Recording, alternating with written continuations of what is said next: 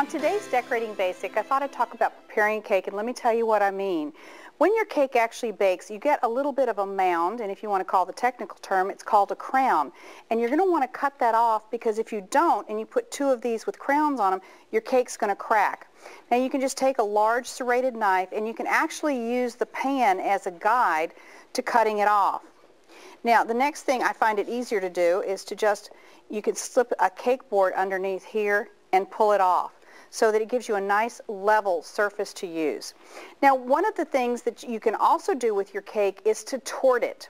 And you can use a cake leveler. This is one for larger cakes, and this is a smaller one that actually fits for smaller cakes. You want to make sure you put it at the line that you want, and you can adjust it here on the side, and you actually cut through. Now I've already cheated and cut through.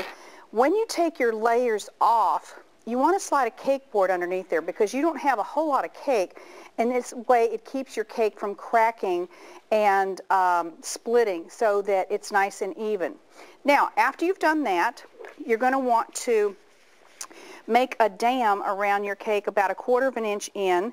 I'm using a number 12 tip, but you could also use just a coupler on your bag, and you're just filling this in here so that it's going to hold what you put inside for your filling between your two layers.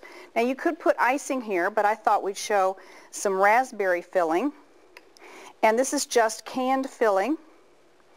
And you just put it in and you spread it around. You can put a whole lot, you can put a little. I don't like to put too much, because I find when I put filling in there, it's not quite as secure. If you put a whole bunch of filling in there, and I don't like oozing out the sides, because then I have to try to cover it up with my icing. So we put the filling in there, and then I'm going to come over here and see this cake right here that I had. This has the crummy part on top.